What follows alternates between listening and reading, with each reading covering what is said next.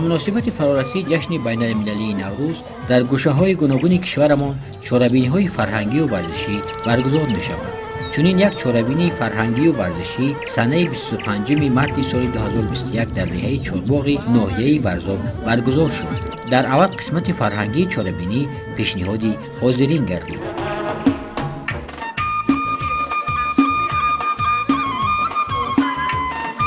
با شادی مردم جماعت و ناحیه ورزاب حضور مهمانان از شهر دوشنبه در شخص قهرمان بازی‌های المپیک 2016 دلشاد نظرов تراوت دیگری بخشید.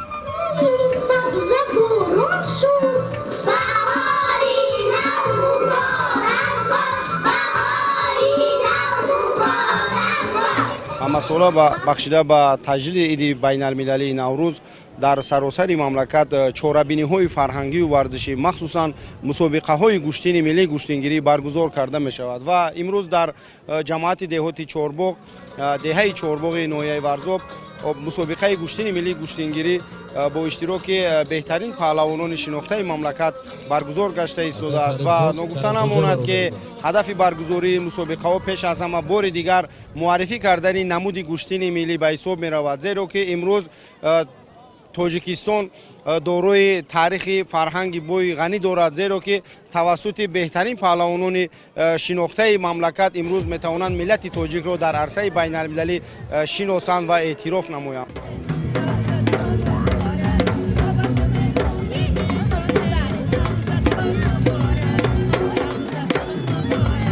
در گوشه‌های علاهیده میدان ورزشی دهه چهارباغ نمایندگان محلات گوناگون جماعت دهات خانه‌های ایدانه آراسته نمونه‌ها از هنرمندی‌های مردمی را پیشنهاد تماشابینان گذاشته بودند. زنهای ما البته در نوروزی دهه چهارباغ که از تمام محله‌های حدود جماعت جمع آمدند، تمام کشیده دوزی‌های دستیشان را، تمام پخت و پز ملی که با دستان خود کردند، هفسین و هفشین را در این دسترخوان ایدانه آرا دادند.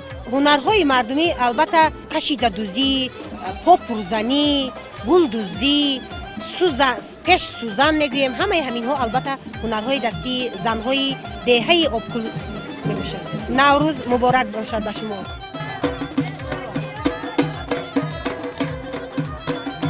قسمت اساسی این چاره‌بینی را گوشتین ملی تشکیل میداد. یک و بزمگاه پهلوانان حاضر میشدند. سامان 8 ساله نیز همراه چندی از همسالان خود برای اشتراک کردن در مسابقه گوشتینگیری به بزمگاه آمد. من طولی 1 سال نشد که در تالار ورزشی سامان مشق تمرین می‌کنم. من مشق جودو. من اینجا برای گوشتینگیری آمدم. در وزن 21 کیلو گوشتین میگیرم. قبل از مسابقه گوشتین ملی به سابقه‌داران ورزش ناحیه تحفه‌های خاطروی از طرف مسئولین چاره‌بینی سپرده شد. با نمایش گوشتینگیری سابقه‌داران گوشتین ملی ناحیه مسابقه شروع گردید. ابراهیم رزاقوف حالا از مخلصان گوشتین ملی است، اما در گذشته در ایام جوانی در چاره‌بینی‌های نوروزی زیاد گوشتین گرفته است. هر نوروزی میشد گوشتین در تمام قشلاق‌ها میشد. ما میگشتیم قشلاق به قشلاق. گوشتین چی با حاضر با دیگرگونی شده بسیار. برای ما خیلی نبود. خب ما آدم‌ها زنیمت ما بزنیمت هم گوشتین میگرفتیم. ما دوره ما میگردیم مثال چیز نبود، زل نبود، پیشاد دیگه با حاضر زورش دیگه حاضر نقص شد دیگه حاضر پهلوان بسیار دیگه.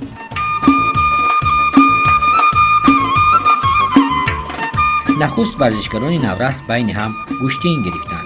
بلال حبیب‌الله زاده جایزه‌دار چمپیونات جهان میان نورسان عاید به گوشتین زودا می باشد. در این مسابقه چند نفر از همسالان خود را مغلوب ساخت.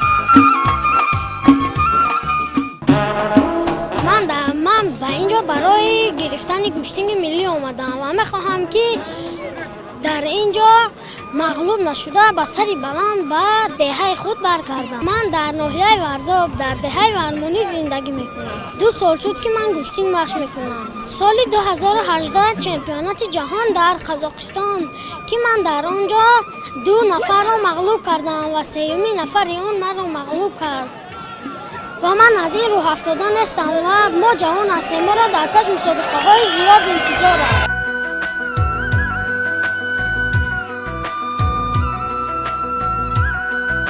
من میخواهم که در این گشتینگ با همین پسرانی که در همین ساحه مشق می‌نمایند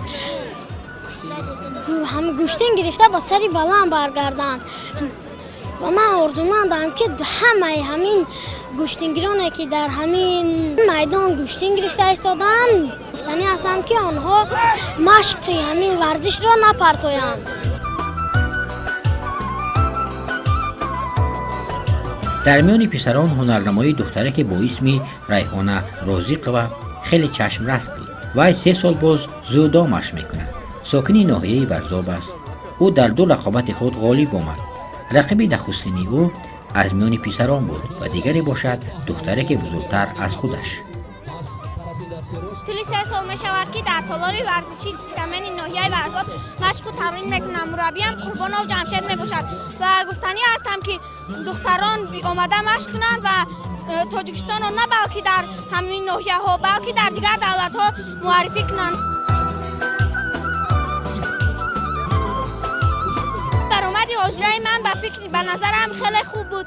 من با یک دختر و یک پسر گشتین گرفته هر دوی آنها را با پرتافت حلال مغلوب کردم و گفتنی هستم که من بسیارتر میخواهم گویم که من برای غالب شدن به اینجا آمدم چون که میخواهم تاجیکستان را در دیگر دولت ها معرفی نموده آبروی تاجیکستان را بردارم.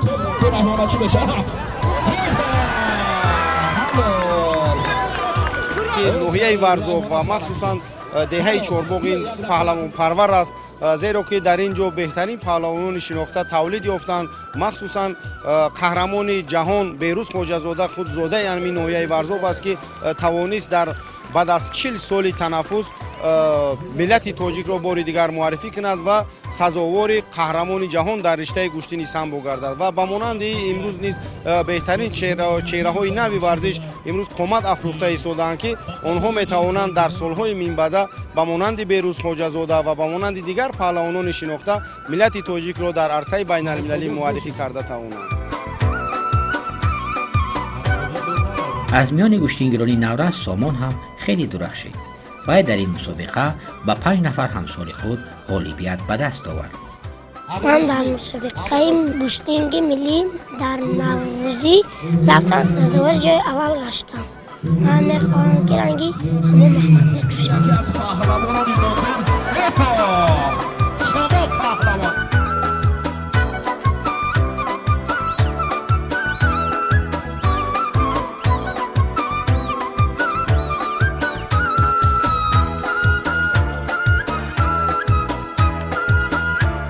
همین طور بعداً مسابقه میان کلانسالان صورت گرفت. از بس که در این ایام مسابقه های گشتینگری در گوشه های گوناگون کشورمان زیاد برگزار می شوند، حضور پهلوانان شناخته را در اینجا کمتر مشاهده کردیم. سلمان کمالوف از شهر دوشنبه برای اشتراک کردن در این مسابقه به اینجا آمده است. وی چند میدانداری کرد و با 2 رقیب خود غالب آمد. با دسته دوشنبه یک به ناحیه ورزاب تشریف آورده و 2 حریف خود را زده دست بالا شدند و حالا با میدان برآمده باز گشتینگ خود را دوام می‌دهند. برای ما یک الهام تازه و خیلی دوستی را زیادتر می‌نماید. از نوروزی از گشتینگ در اینجا شده است. امیدهای زیاد داریم نصیب ما به دورهای دیگر باز حریفان خود را مغلوب می‌نماییم.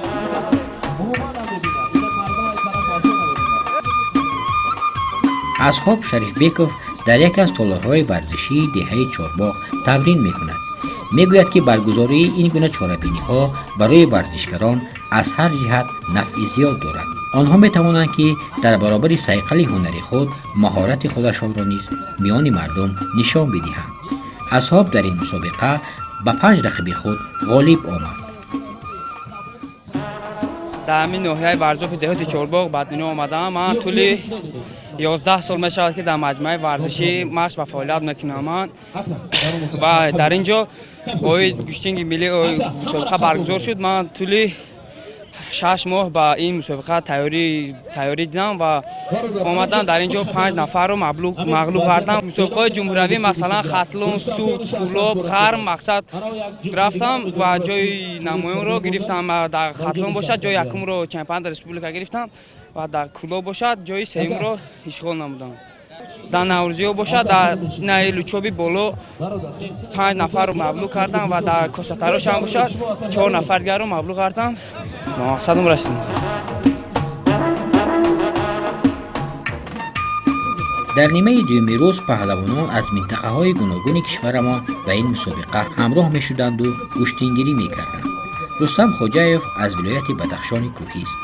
تا امروز وی علاقه در چندین مسابقه‌های کشتیگیری نوروزی اشتراک نموده غالبیت هم به دست آورده است.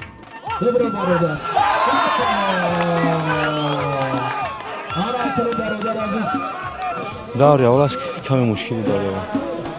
من خواهم که از این مسابقه بهترین شدم و جای اول بیام. دیروز در لوچاب کشتی گرفتم و صاحب شاهجوزه شدم. حالا ما خیلی خوب است تجربه میگیرم، هم با توفا میدونم. از اونها میخوام غلبه به دست بیارم.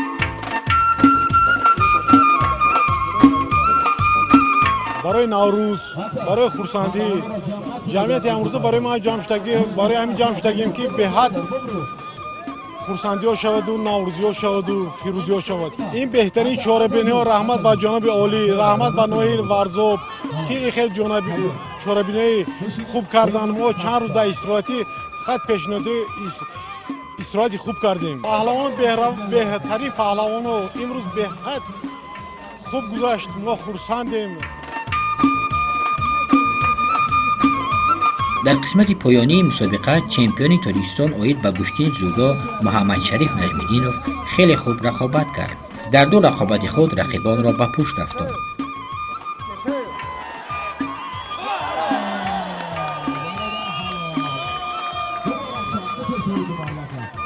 خاتمه مسابقه هم با رقابت او و ورزشکار از ناحیه ورزاب خورسند مراد علیوف به انجام رسید. اما در رقابت برای به دست آوردن شاه جایزه بخت بر روی محمد شریف نجمیدینوف نخندید. در رقابت برای به دست آوردن شاه جایزه خورسند مراد علیوف از ناحیه ورزاب غالب آمد.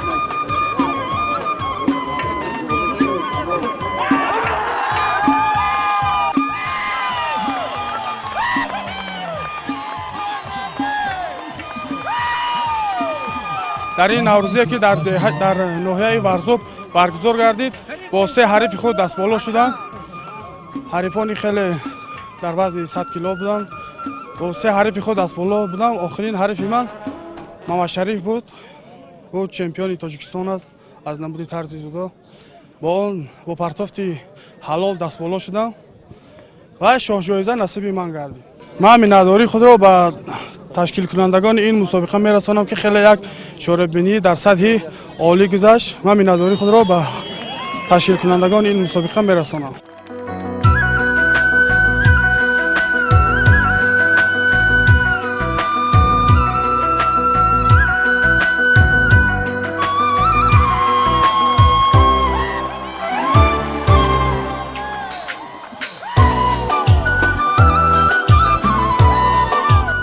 دستگیری کردن جوانو نورسو برای آینده، یعنی که تن سالم، ملت سالم، نسل سالم، برای این ورزش مد اول دمیسته. این روز چاره‌بینی که در همین نوروزی ما گذاشت بسیار یک سطح بلندی مدنیتی من این را همین خیلی قبول میکنم که یعنی که مردم ما یک سطح بلندی مدنیت و معرفت ملی همین تاجیکی ما را عنعنه‌های ملی تاجیکی ما را به جا آورده میتونیم. ورزش دوست می‌داریم. گفتنی هستم که سرزمین یعنی ملت تاجیکی ما همین خیلی آباد باشد، تنج باشد، خوشی و خرسندی باشد. ملت ما یک مدنیت بلندی تاجیکانه خودمون ما این روز معرفی کرده تونیم در عرصه بین‌المللی.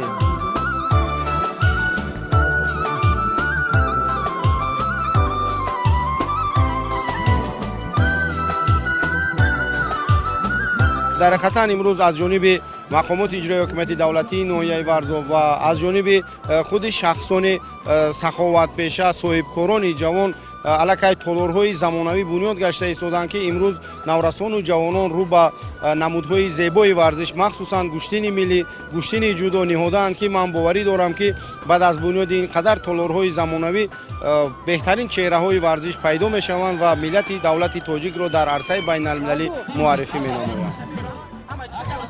تمنا دارم که همه خیلی چاره‌بینی ها در ناحیه ورزاب بسیار شود، عموما در شهر دوشنبه بسیار شود. عموما در تاجیکستان ما ورزشگران مشق تمرینات خود زیاد نموده در این مسابقه ها دست بالا کردیم و سازوار جایی نمایان گردیم.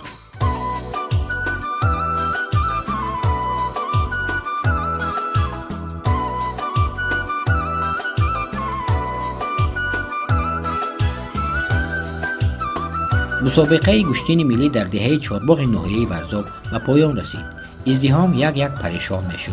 ورزشکاران باشند با امید اشتراکشان در چاره‌بینی‌های دیگر گشتینگیری با هم خیر خوش میکردند.